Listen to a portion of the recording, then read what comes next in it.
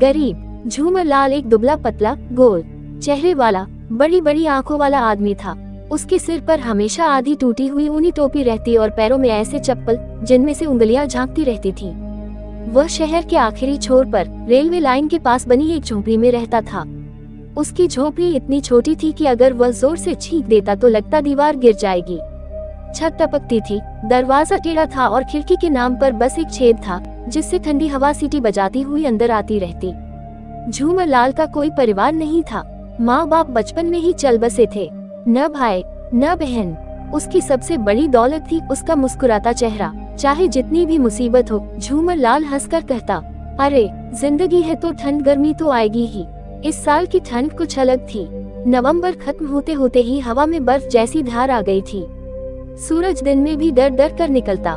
एक सुबह झूमर लाल उठा तो देखा झोपड़ी के बाहर पानी की बाल्टी में बर्फ की पतली परत जम चुकी थी। झूमर लाल ने कांपते हुए कहा, अरे बाप रे, लगता है ठंड नाराज हो गई है हमसे। उसने अपने फटे स्वेटर को और कसकर लपेटा और काम पर निकल गया। झूमर लाल शहर में पुराने खिलौने ठीक करने का काम करता था। लकड़ी के घोड़े, टूटी गुड़िया, आवाज न करने वाली सीटी, सब वह जादू से ठीक कर देता।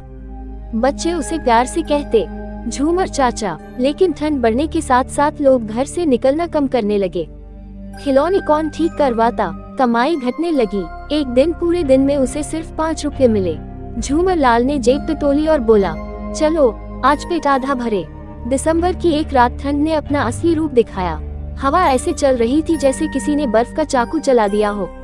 झूमर लाल की झोपड़ी के छेद से हवा अंदर घुस आई। वह पूरी रात कांपता रहा। उसने अखबार, बोरी, प्लास्टिक जो मिला और लिया। सुबह जब झूमर लाल उठा तो उसके हाथ सुन्न थे, उंगलियां ठीक से हिल नहीं रही थी। उसने खुद से कहा, अगर आज काम पर नहीं गया तो कल भूखा मर जाऊंगा। झूमर लाल शहर के चौराहे पर पहुंचा। लोग गरम कोट, मफलर, दस्ताने पहने तेजी से निकल रहे थे। किसी ने उसे देखा तक नहीं। एक अमीर आदमी ने ठंड से सिकुड़ते झूमर लाल को देखा और बोला, अरे हटो, रास्ता रोक रखा है। झूमर लाल मुस्कुरा दिया, लेकिन आंखों में नमी आ गई। उसी चौराहे पर एक नन्हा बच्चा खड़ा था, गोलू। उसकी नाक लाल थी और वह रो रहा था। झूमर लाल झुका, क्या हुआ बेटा? गोलू बोला, मेरी मम्मी खो गई। ठंड भूलकर झूमर लाल ने अपनी टोपी गोलू के सिर पर रख दी। ठंड लगेगी तुम्हें। उस दिन झूमर लाल ने काम छोड़ दिया और गोलू को उसकी माँ से मिलवाया। अगले दिन झूमर लाल बुखार में तप रहा था। ठंड ने शरीर को तोड़ दिया था।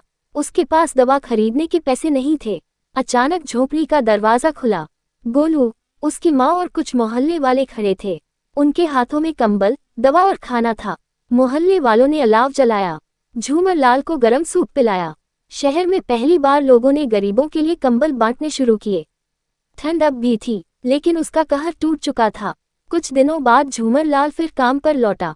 अब उसके पास नया स्वेटर था, नई टोपी थी और सबसे बड़ी बात, बहुत सारे अपने लोग। खिलाता और प्यार से बुलाता। बकरी भी बहुत समझदार थी। वह रामू की हर बात मानती थी। सुबह वह अपने आप खेत के पास चली जाती और शाम को वापस लौट आती। बकरी का दूध बेचकर ही रामू अपना घर चलाता था। एक दिन रामू ने सोचा, अगर मैं इस बकरी का बच्चा बेच दूं तो कुछ पैसे मिल जाएंगे और मैं कुछ और बकरियां खरीद सकता हूँ। उसने बकरी के बच्चे को बाजार ले जाने का निश्चय किया। रास्ते में 3 चालाक ठग मिले। उन्होंने देखा कि रामू एक सुंदर बकरी का बच्चा ले जा रहा है। उनमें से एक बोला, भाई ये तो अच्छा मौका है, चलो इस भोले आदमी को मूर्ख बनाते हैं। पहला ठग आगे बढ़ा और बोला, अरे भैया, आप अपने कंधे पर कुत्ता क्यों लादे जा रहे हो? रामू बोला, कुत्ता, ये तो बकरी का बच्चा है। वह आगे बढ़ गया। थोड़ी दूर जाकर दूसरा ठग मिला। वह बोला, भाई क्या तुमको शर्म नहीं आती? इतना बड़ा गधा कंधे पर लाद रखा है। रामू को अचंभा हुआ, गधा, ये तो बकरी का बच्चा है। अब वह थोड़ा सोच में पड़ गया। फिर आगे चला तो तीसरा ठग मिला। उसने कहा, अरे आदमी, ये तो मरा हुआ बछड़ा है, इसे फिर क्यों नहीं देते? अब रामू डर गया। उसे लगा शायद ये कोई जादू या भूत प्रेत की बात है। उसने बकरी का बच्चा नीचे रखा और भाग खड़ा हुआ। तीनों ठग खुशी खुशी बकरी का बच्चा उठाकर भाग गए। खरगोश, लोमड़ी और बाघ की कहानी। एक बार की बात है, एक घने जंगल में एक चालाक लोमड़ी, एक खरगोश और एक बाघ रहते थे। तीनों अलग अलग स्वभाव के थे। खरगोश बहुत भला और मेहनती था, लोमड़ी बहुत चालाक थी और बाघ बहुत ताकतवर लेकिन आलसी था। एक दिन जंगल में बहुत गर्मी पड़ी, पानी की बहुत कमी हो गई। तीनों जानवरों ने सोचा, अगर हम सब मिलकर एक कुआं खोद लें तो सबको पानी मिलेगा। खरगोश ने कहा, हाँ, मैं रोज थोड़ा थोड़ा खोदूंगा। लोमड़ी बोली, अरे मैं तो योजना बनाऊंगी। बाघ गरजा, जब पानी निकल आएगा तब मैं पी लूंगा। खरगोश ने अकेले ही मेहनत करनी शुरू की। वह रोज मिट्टी खोदता, अपने छोटे पंजों से गड्ढा गहरा करता। लोमड़ी बस किनारे बैठी मजे से देखती रहती और बाघ पेड़ की छांव में सोया रहता। कुछ ही दिनों में खरगोश की मेहनत रंग लाई, पानी निकल आया। उसने खुशी खुशी सबसे कहा, देखो अब हमारे पास पानी है। लोमड़ी और बाघ दोनों दौड़कर आए। लोमड़ी ने कहा, ये कुआं तो हमने मिलकर बनाया है, पहले हक हमारा है। बाघ डर जा, मैं जंगल का राजा हूँ, पहले मैं पानी पीऊंगा। बेचारा खरगोश चुपचाप किनारे हट गया। बाघ ने पानी पिया, फिर लोमड़ी ने, लेकिन जब खरगोश की बारी आई तब तक कुएं का किनारा टूट गया और पानी नीचे चला गया। खरगोश दुखी होकर बोला, जितना अधिकार मेहनत करने वाले का होता है उतना किसी का नहीं। ये बात सुनकर जंगल के बूढ़े हाथी ने कहा, बिल्कुल सही कहा, जो मेहनत करता है वही असली मालिक होता है। बाघ और लोमड़ी को अपनी गलती का एहसास हुआ।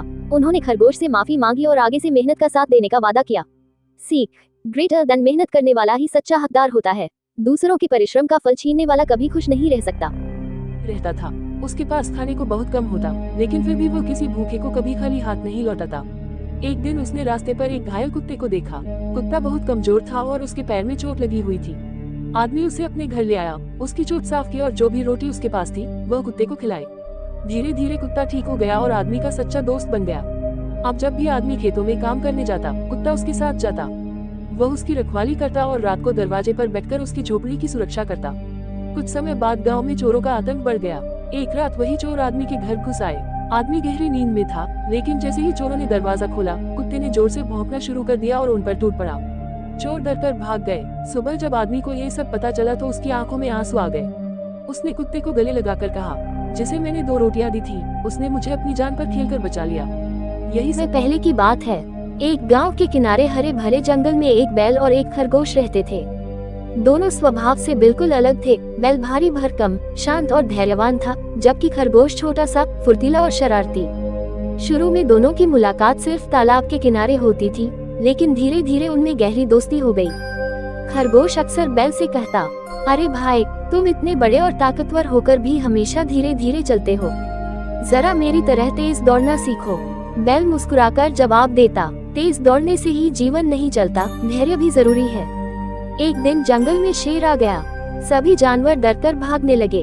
खरगोश भी भागा, लेकिन उसका पैर झाड़ी में फंस गया। उसने बहुत कोशिश की, पर निकल न पाया। शेर धीरे धीरे उसकी ओर बढ़ रहा था। खरगोश ने डर से आंखें बंद कर लीं। तभी बैल वहां पहुंचा। उसने अपने मजबूत सींगों से झाड़ी को तोड़ा और खरगोश को बाहर निकाल लिया। शेर से भिड़ने के लिए बैल तैयार हो गया।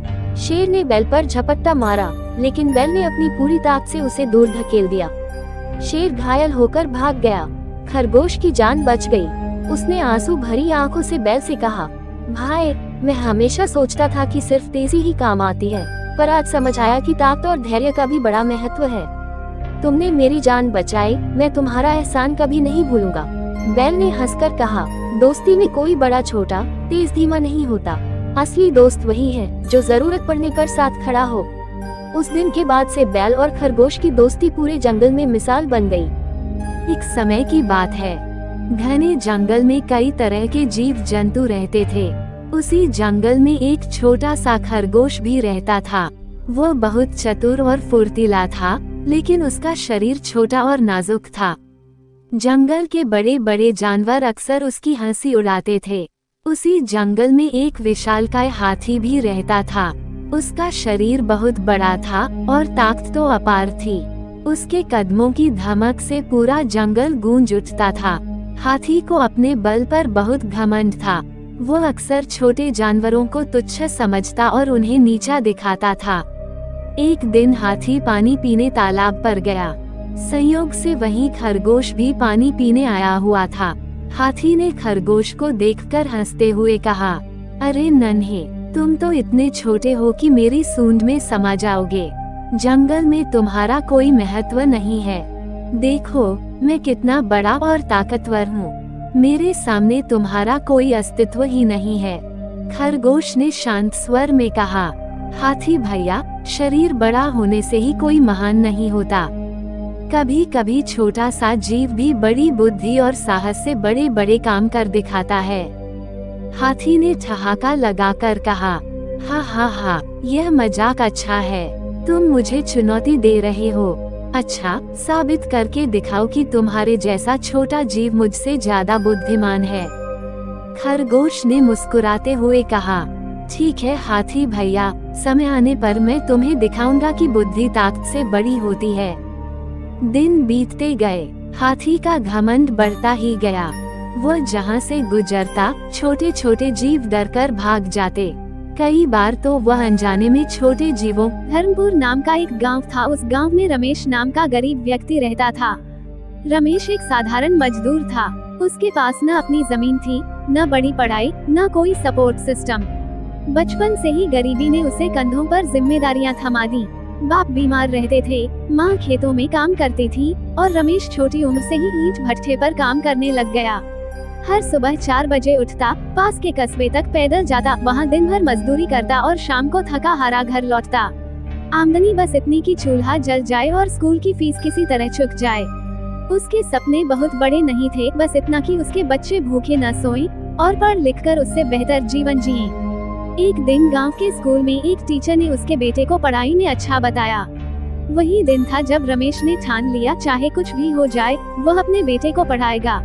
काम के घंटे बढ़ा दिए, पेट काट कर किताबें खरीदी, बारिश में भीगता, गर्मी में जलता, लेकिन हार नहीं मानी। सालों की मेहनत के बाद उसका बेटा सरकारी कॉलेज में दाखिला पा गया। जब बेटे ने पहली बार नौकरी लगने की खबर दी, रमेश की आंखों में आंसू आ गए। वो आंसू सिर्फ खुशी के नहीं थे, वो सालों की मेहनत, त्याग और उम्मीदों का फल थे। सीख: हर गरीब की कहानी में कोई बड़ी घटना नहीं होती, लेकिन हर दिन का संघर्ष अपने आप में एक बड़ा युद्ध होता है। वो जीतते नहीं हैं बड़ी लड़ाइयों से, बल्कि रोज रोज के समझौते, त्याग और मेहनत से अपनी छोटी सी दुनिया में एक बड़ी कहानी लिखते हैं।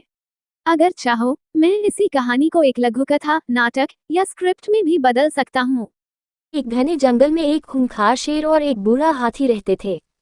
एक दिन शेर बहुत घमंडी होकर बोला, जंगल में मुझसे ताकतवर कोई नहीं है।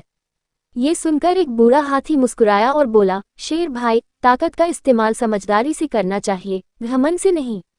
शेर को गुस्सा आ गया और वह दहाड़ते हुए बोला, तू क्या मुझे सिखाएगा? चल आ जा, मुकाबला कर। हाथी ने शांति से कहा, मैं लड़ाई नहीं चाहता, लेकिन अगर तू ज्यादा जोर देगा तो ठीक है। शेर और हाथी के बीच मुकाबला शुरू हुआ। शेर ने हाथी पर झपट्टा मारा, लेकिन हाथी ने अपनी सूंड से शेर को पकड़कर जमीन पर पटक दिया। फिर उसने शेर को कुछ दूर फेंक दिया। शेर जमीन पर गिरा और उसे बहुत चोट लगी। शेर ने दर्द से कराहते हुए कहा, मुझे